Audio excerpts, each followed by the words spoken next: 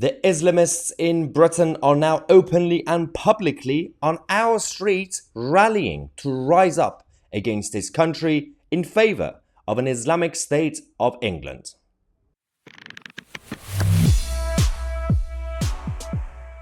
Alright, on this channel, on a regular basis, we give you guys all the updates on what's going on around the country, all the threats externally and internally. We talk about illegal migration, we talk about the grooming scandals, and of course extremism.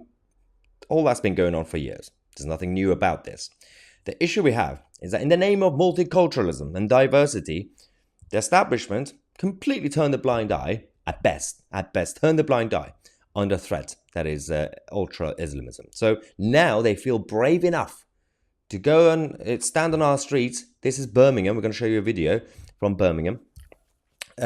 Openly and publicly, not just do so-called hate speech and hate preaching, but they're actually quite open about their agenda.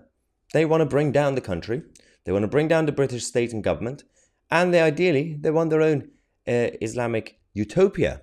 Interesting. Let's go to it. Today, here, we are Muslim youth in Birmingham, Small Heath. But trust me when I say this, that many more share this sentiment around the city, around the country, around the globe, in every corner of the globe. And this is what our army needs us.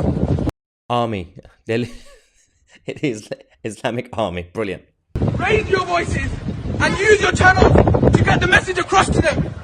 Until the prevalent opinion among the Muslim armies is to liberate Al-Aqsa. Muslim armies move! Muslim armies move! Muslim armies. Muslim armies move! Muslim armies move! Muslim armies move! Muslim armies move! We need to change the corrupt secular governments that prevent us from doing this. So they want to basically stop the current system, which, well, they call it the secular governments. They want to turn into Islamic governments. This is no longer England, by the way. I know it's Birmingham, but this doesn't look like England anymore. For too long, each Muslim country has convinced us, its own people and soldiers, that we cannot do anything.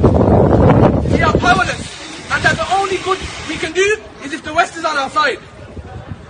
But when you talk about ending disunity between Muslims, dissolving the nation states, and becoming unified again, these same governments are the first ones to shut you up. These same governments are the first ones to imprison you.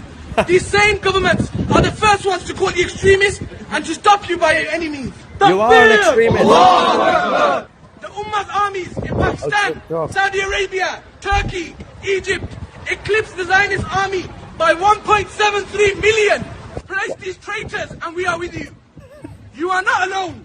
We, the Ummah of Muhammad Sallallahu Alaihi Wasallam, are with you. Use the hashtag Al-Aqsa Call Armies. Use the hashtag. Inshallah. Al-Aqsa called the armies. Liberate Al-Quds. Call for Khilafah. This is me directly talking to those in the armies who are sincere. Get this to them, inshallah. Seek your honor through Islam and Allah subhanahu wa ta'ala will honor you. Act for the Ummah and secure your akhirah. Be like Salahuddin al-Ayyubi. What is it saying? He was the military leader who led the liberation of Palestine before. Oh, from the hands of the Crusaders. And he is remembered 100 years on. Alright, stop it. And we name our kids after him. And we teach them his stories. Yeah. Propaganda. Alright, so this disgusting rhetoric. Also, there was no challenge. There was no police officer there. No one reporting anything, reporting hate speech. No, none of that happens. Because they're all scared of political correctness. What they've been doing, firstly, for decades, the Islamic world, a lot of these extremists, what they do is they leave, they come here to the West. They claim to be oppressed by the Islamic regimes in those countries. So they say, we want to come here. Help us, save us. That's what they say. But the idea is that they don't have a problem there. They want to expand the ideology that they have. And that's been the plan from the beginning, from day one. It says in their book that you have to expand. The whole world has to convert.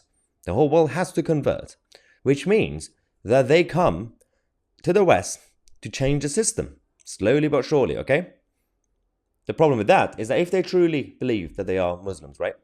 If they're reading all the text in the book, it also does say you have to be an honest person with integrity, right? Even though it also says all the nuttery stuff on the next page.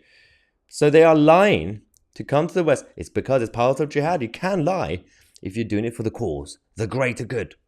It's absolutely disgusting. When will people wake up to this?